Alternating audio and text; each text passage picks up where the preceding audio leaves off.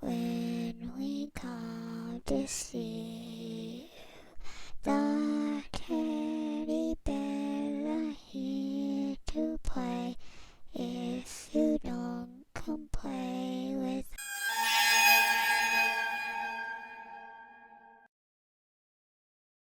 Welcome to Frightened Female. This is Crystal. And before I get to today's true scary stories, I had to quickly share this freaky thing that yet again happened to my husband and I after we woke up this morning, and perhaps you can give your opinion on what you think caused this in the comment field below. So last night was perfectly normal. We ate our dinner around 7 p.m. and then I fed the dogs their dinner. And then we took them on their nighttime walk, as we always do. And once back inside, we watched television for a little bit before heading to sleep. You know, perfectly normal night. So this morning, my husband woke up a few minutes before I did so he can go and make his coffee. And as I walked out of the bedroom just minutes later, I saw him putting a Band-Aid on his lower leg. And I was like, oh my gosh, what happened? I asked. And he said, I don't know. I just looked down and blood was dripping from this little gash on my leg. And I said, ouch. Wonder how that happened. You know, that's weird. And as he turned around to throw away the Band-Aid wrapper, I shrieked, oh my God, look at the back of your legs, I said. They were covered all over in mysterious scratches. He also had a gash on the back of his ankle, as you see here, that had bled. Now, how did this happen? Just as we said that, I myself looked down into my own horror.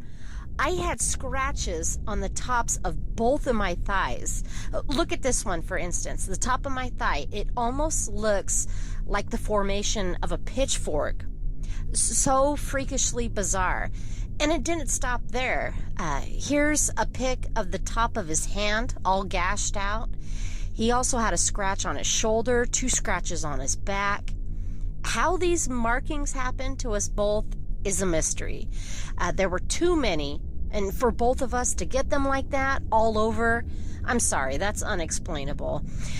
So, knowing me, I went online and I researched strange scratches on the body, and this actually happens to millions all over the world.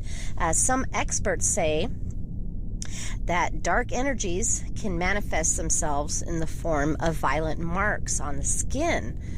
It's just a spooky phenomenon. I've never personally sensed any entities in our place, and I don't know what it could be. You know, I thought maybe me putting these videos together might have stirred something up. Who knows? Anyways, I thought I'd share that, and let me know if this has ever happened to you or someone you know. Please share below. But with that, let's get to today's scary stories. Let's begin. Back when I was in college, I shared an apartment with another classmate, which I had gone to high school with, and we got along really well. We had a ton of friends and were pretty social. Her and I constantly threw parties at our place, even though our landlord threatened us on a few occasions to have us evicted based on the noise complaints. We always paid our rent on time, which is why I think she let us stay there for as long as we did.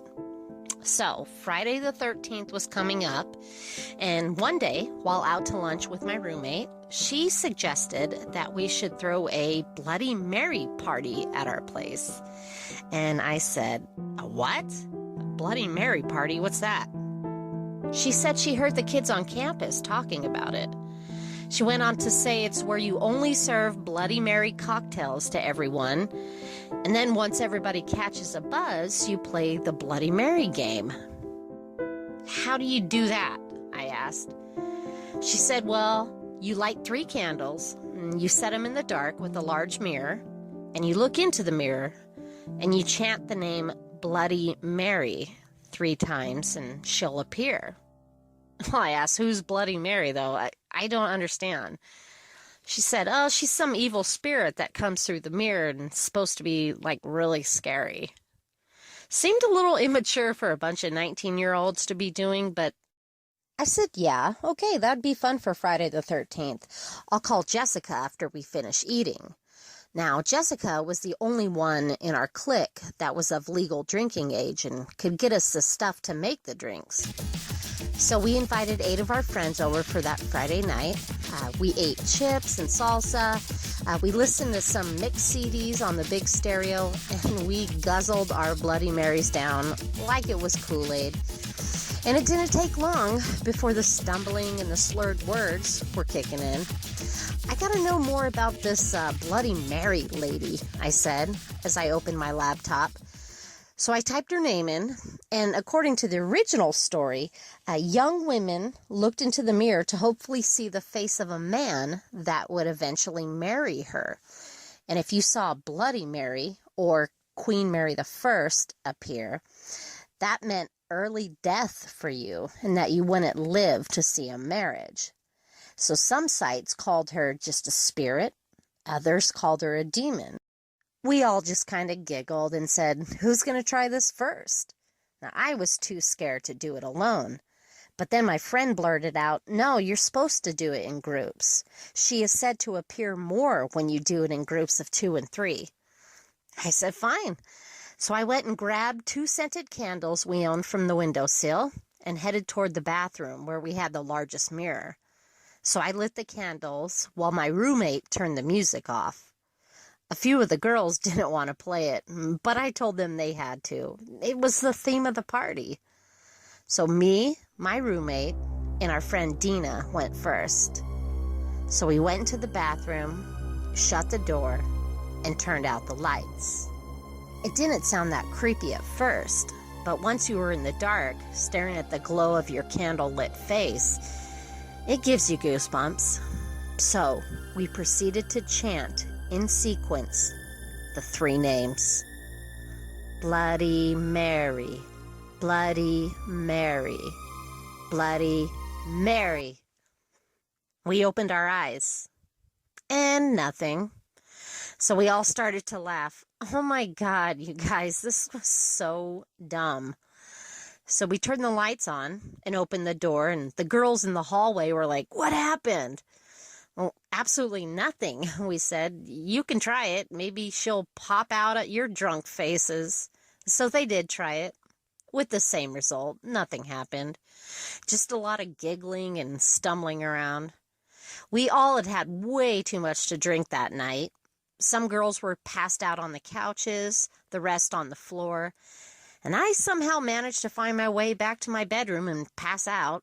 I don't know how long I was out for, but I was woken by a startling smashing sound from what sounded like it came from the kitchen. Great, I thought to myself. One of the girls broke their drinking glass. There's probably a huge spill on the floor to clean up.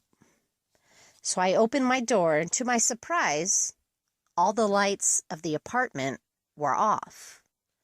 So I walked out of the living room, and I flipped on a lamp, only to see all of my friends dead asleep. So then I went over and turned on the kitchen light. All of the drinking glasses were intact. There were no glass pieces or any spill on the floor. What in the hell made that noise? I pondered. This was weird. So I turned the lights back off, and I slowly headed down the hall, right when I realized that nausea was kicking in. I felt as if I was going to throw up, and I hurried quickly to the bathroom. As I flipped on the bathroom light, I let out a horrific scream. The entire bathroom mirror was shattered from top to bottom. Mirrored pieces were in the sink and all over the floor. Obviously, my scream woke up the others, and they came to see what happened. There was a scary silence, and we all just stood at each other with wide eyes. You don't think it was... No, I said. That's ridiculous. Who did this to my mirror? The landlord is going to kill me when she sees this. They all denied any wrongdoing. And once I retraced my thoughts, There would be no way that any of them could have done this. They were all passed out when I heard the smash. Perhaps it was Bloody Mary, the evil spirit. Perhaps she wasn't too fond of us making fun of her. My advice for anyone wanting to try this mirror game is to think twice before you mock anything that has a story behind it. It just might make you a believer, and not in a good way. Last fall, my fiance and I were coming back home from his brother's wedding in Utah. We were pretty exhausted from the long day we had had, so we decided to stop at a motel for the night to avoid dozing off while on the road. We felt like we were in the middle of nowhere. We had passed just one gas station and mini-mart within a 2-hour time span, so thankfully we read a sign that said lodging was 3 miles ahead. So as we approached the place, we slowed down and said, "Oh, geez, this place is really ran down." And it was. There was only one other car parked in front, but the sign in the lobby window said they were open, and the sun was already starting to go down that late afternoon. So we shrugged. "This will have to do," my fiance said. "I'm literally so tired, I could barely keep my eyes open." And so I agreed. It was only for the night, and we'd leave early the next day. So we checked in. The clerk behind the counter was rather scruffy and had a few teeth missing, but was at least friendly. I assumed he didn't get much business out there. But he handed us the key to our room, and not a key card, an actual metal key, and said we'd be staying in room number 4, and that checkout time was 11 a.m. So we moved our car and parked in front of our motel door. The room inside was pretty musty, and it was almost haunting, like it hadn't been lived in for decades. No microwave, no mini fridge, no television. "What kind of place is this?" we said to each other. Even better, 0 cell phone reception. Both my fiance and I had 0 bars on both of our phones. He looked at me and shook his head. "I'm too tired to complain right now," he said as he lied down on the bed. And it didn't take long for both of us to quickly fall asleep. It was now around 6:30 p.m., and we'd been out for a little over an hour when I awoke to the sound of a vehicle door slamming outside. I slowly got up and peeked out the window to see a white Chevy truck parked right next to our car. "Well, looks like we have a neighbor," I said. Well, I didn't see the person, but I could hear thuds on the wall that we shared. Sounded as if they were moving furniture around next door, something similar to that. My fiance woke up to the sounds. "Someone just checked in next door to us," I whispered. "Well, this is a popular place," he joked. "I'm going to take a quick shower," he said, as he fetched some pajamas from our suitcase. "I got to get out of these dress clothes." So, while he was in the shower, I reached for my book that I was currently halfway through and began reading. Since there was no TV or internet or anything, I looked out of the corner of my eye, and I saw a shadow cascade across the window, as if somebody had walked by. Maybe just the owner or something, I thought. So a few moments went by. Then all of a sudden I gasped to see the shadow of a man with his face pressed up to the window, cupping his hands. So I leapt up quickly and ran into the bathroom. I pulled the shower curtain back and said to my fiance, "Oh my God, someone was just trying to peek into our room just now." "What?" he said. "Hold on, I'll be out in 1 second." So I waited by the bathroom door. Now that had really scared me. We're out in the middle of nowhere. Now a strange person is peeking into our window. No cell phone service on either phone. The place in itself gave me the creeps. So my fiance dried off, threw on his pajamas. By this time, the shadow had left. But he went straight to the front door, opened it, looked both ways, even stepping out by our car. He came back inside and said, "I don't see anybody." I said, "Well, I promise you, I saw what I did." He goes, No, I believe you." He said, "I just can't wait to leave this place tomorrow. That shower was not refreshing whatsoever."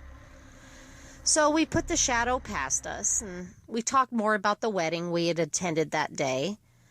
As I was then explaining some ideas I had for our own upcoming ceremony, my fiancé's face dropped, as if he'd seen a ghost behind my shoulder. "Shh," he said with wide eyes, and he aggressively pointed at the window. I turned around, and there was that same shadow pressed up against our window. Only this time, it had the silhouette of a handgun. My fiancé went to cut my mouth so I wouldn't let out a scream, and we both ran into the bathroom and shut and locked the door behind us. What the hell do we do? We can't go outside knowing that there's someone with a gun peeking in our window. I was filled with panic. I could tell that he was too. "Wait," he said, "we can call on the motel phone, to the front desk. Why in the hell didn't we think of that?" So he slowly crept back out over to the phone, picked up the receiver. There wasn't even a dial tone. Everything was plugged in properly, but nothing on the other end. It wouldn't even dial out. We were screwed. We felt like prisoners. The shadow had now left, and the noises next door had subsided. We didn't have any weapons for protection, so we lied awake in fear for the next few hours. "Maybe we can make a dash out to the car when there's no one in sight and just take off," he whispered. I shook my head. "No way. Too risky. We have to wait until that truck leaves. I know it's our neighbor."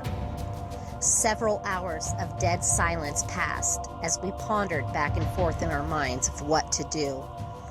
We decided to just pray that by morning that truck would be gone, or at least a maid would have to come around, something. We eventually drifted off, clinging very tight to one another, and I wish we hadn't have stopped there in the first place, but it was far too late now. It was a little past 2 a.m. when we were both startled awake by a loud sound next door, like the neighbor's door being kicked in. So we shot up in fear. For some reason, we were frozen, and we heard radio noise and a few voices, which was later followed by a knock at our motel door. "Oh my God," I said. "Who is that?" My fiancé leapt up and slowly tiptoed toward the peephole of the door, as I then noticed that the window was glowing with red and blue lights. He peeked through the peephole and whipped back around at me. "It's a police officer," he said as he unchained and unbolted the door. "Sorry to disturb you at this time, sir. Is anyone in there with you?" he said. "Yeah, my fiancé over here. What's the problem, officer?" "I need you to both come outside. We have to do a routine questioning to all possible witnesses of the man that was staying in the unit next to you." So I quickly wrapped the blanket around myself and headed outside. The owner of the motel was out by the cop car as well. "First and foremost," he said, "this man has been arrested. The other squad car just took him away, so no worry. Had either of you seen any strange, suspicious behavior from the man staying next door?"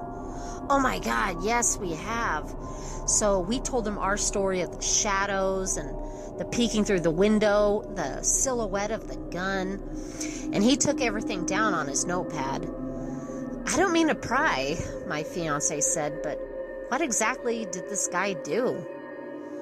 He goes, "Well, I'm not really at liberty to disclose, but since it was related to your safety, the man was wanted 2 counties over for the rape and murder of a young woman at another hotel. We got a read on his truck plates through their surveillance, and we caught this guy scanning the local areas. You guys are safe now, though. We both looked at each other, speechless. After the officer left, we went back in our room, and we decided not to stay the rest of the night. Things were just too uncomfortable. Since the front lobby was locked, my fiance just slipped our room key through their mail slot. The adrenaline we both had would help us stay awake until we made it safely home. You know, no one knows when they're gonna die or how they're gonna die. But that night could have been the end for my fiance and I. You never know who's one door away. Thank you for your submissions, you guys. Those were some good stories. Let me start. Bloody Mary. I don't remember. It's so funny that I get submitted all these stories and it just takes me back to my childhood. I think I did play that one time, but I chickened out on the third Bloody Mary. I said it twice and we had our little candle and whatnot. And of course, nothing happened. We were just totally freaked out. As far as staying in creepy hotels, I think the worst one that I stayed at was in Lake Tahoe one time. And oh my gosh, it was one of those deals where you go online and they'll give you a really good price, a really good discount, but they won't show you a picture of the place. And so when you get there, it looks like you're standing on the set of a horror movie. Yeah, it was pretty much that. Thank goodness nothing freaky happened like this last story here, but you guys, you've been so great. Thank you for subscribing. Please like and subscribe if you haven't already. See the description box below if you have a true scary story of your own that you'd like me to share in an upcoming video. Most importantly, fans, please be safe, be aware of your surroundings, and remember to always lock your door. Scare you later.